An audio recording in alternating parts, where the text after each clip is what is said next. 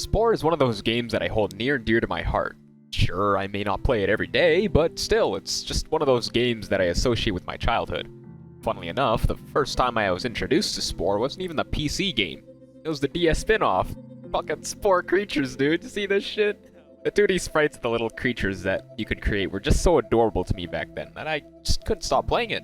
Now, I'm selling hardcore drugs to any purveyor of curiously awesome products, whether that be weapons of mass destruction or planetary terraforming tools, which could also be used as weapons of mass destruction, but as much as I love this game, whether it's the progress you can make as a species or the simple yet complex creature builders, there's always a nagging feeling at the back of my head. I'll get to that specific feeling later. Anyhow, just the progression that you get as a player is quite rewarding when you work from the ground up. Managing the outcome of each stage in your species' rule is great for when you need certain perks in the space stage, even in the other stages too, building up to it, of course. Whether you become carnivorous, combative, and conquering, herbivorous, helpful, and humanitarian, or even omnivorous, opportunistic, and oligarchical, it's up to you, the player, to make these decisions for your species. The cell stage, where it all begins, has you starting off as an ugly-ass amoeba, scrounging for food in a not-so-desolate environment.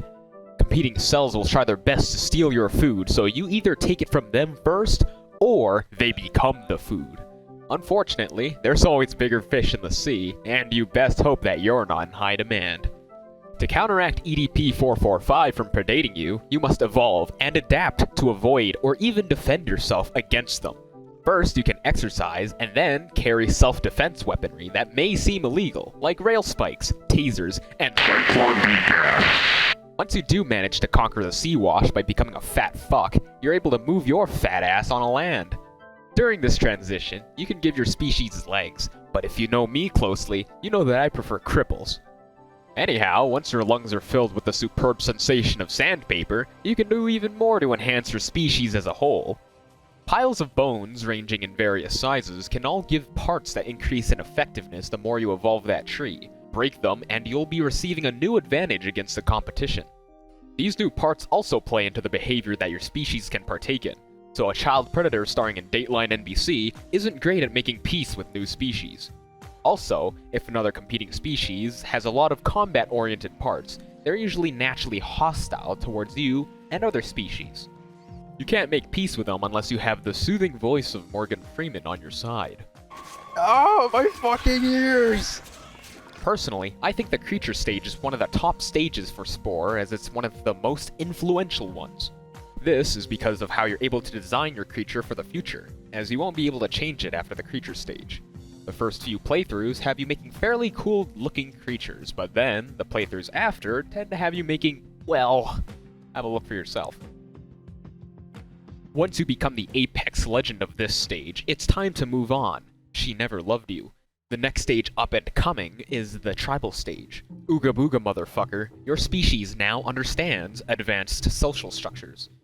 The tribal stage is basically a primer for the civilization stage, so you best understand how to move that shit. This stage basically has you managing food for your entire tribe, as well as the relationships of other species who thought it was a good idea to grow out their brain an extra size.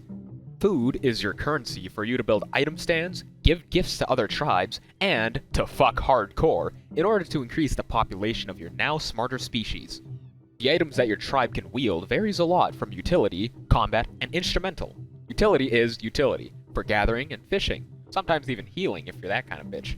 Combat is for combat, no kidding, fucking idiot. And the instruments are meant for making peace with the neighboring tribes, just in case you ever want to suck their dick for an extra buck. If you do choose the latter route, peace is just a series of quick-time events away. Combat is just strategizing on how and when to strike at the heart of the enemy. There are many tactics, whether it's ambushing lone tribesmen, or even starving them of their food source. However, the final goal is destroying their hut, which is the end-all, be-all for their tribe. Collecting the heads of your enemies, or absolutely killing it with the didgeridoo, is the essence of the tribal stage. Once you do complete the stage, it's on to playing Civilization 6 for you. However, unlike Civ 6, you can't get nuked by Gandhi. Disappointing, I know. Depending on how you did during the tribal stage, you'll be subjected to different types of societies in the Civilization stage. Peacemongers become religious, combatants become warring, and a mix of the two become economic. Personally, I love going the economic route. Although the civilization stage does start off with architectural engineering, it's the placement of these buildings that really matters. Having low happiness in a city drops productivity by forcing you to manage the city better, but by having too much happiness means that there isn't as much money that could be made. Capitalism, my favorite. Vehicles are important for securing more cities in your favor. When you construct a vehicle, you have to manage how much health, speed, and effectiveness it has. Depending on your playstyle, these stats can make a big difference in what you're trying to go for. Since I've done so many economic runs, a fast vehicle with high effectiveness and low health is where it's at, since you won't need to be fighting at all. Suck my dick, Communist Russia. Militaries and religious types have similar playstyles, so high health and high effectiveness is nice. After global domination has been achieved, it's onto the space stage, fuckface, my most liked and disliked stage at the same time. Let's start with the basics before I get into my opinion of the space stage, though. The space stage starts off with you customizing your own spaceship, although it doesn't really matter what it looks like. After you're done in Spore Santos Customs, you're launched into the stratosphere by your fellow man. Like the stages prior to the space stage, it starts off with a tutorial as per usual on how to move and what you can do, so you do them, as you by. Eventually, you're tasked with doing a bunch of cool things such as colonizing nearby planets, looting lost artifacts, and even forming relationships with other alien life forms. This happens via trading and completing quests for them.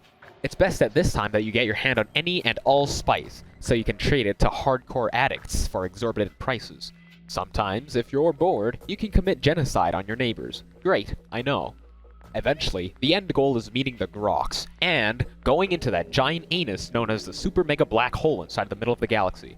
This area is fun, technically my favorite, but once you start expanding your horizons, colonizing more planets, and meeting more aliens, the process becomes more demanding, and quite frankly, impossible. It becomes more effective to simply find an effective trade route in close proximity to your home system than to keep expanding. This is because once you expand, you have to manage these planets, aiding them whenever an ecological disaster, pirates, or the fucking Groks rear their ugly heads. The same thing applies to fellow aliens that you've allied with. Going off of Spore for just a second here, this entire principle applies to other things as well. Games like Elite Dangerous have you going routes from one end to another, but you usually just end up going into the most profitable area of the galaxy. Lobotomy Corporation literally forces you to make more profit or suffer the consequences of a Aleph level containment breach, or worse. The moment you don't make substantially more profit in the allotted time, more catastrophic problems can occur. This causes you to exclusively use the more dangerous abnormalities, just so you can reach that damned quota. Fuck you, you robot bitch. Back to Spore, all of these stages build up to one big climax. That climax being the end result of your species, now spacefaring, conquering more worlds than just their own, eventually reaching the super mega anus of the galaxy. Unfortunately for me, I don't see the virtue in pursuing expansion, but rather simple exploration, as it would cause less problems for my species and I in the long run. But that's the basics and how I feel about Spore, considering that it still tickles my brain with nostalgia. What do you think of Spore? Do you feel the same way about Spore as I do, or do you prefer making dicks in the creature creator? Let me know in the comments below. Other than that, I hope you enjoy the video, and maybe a game that I mentioned in this video will be the topic for an upcoming video. Well, see you later guys.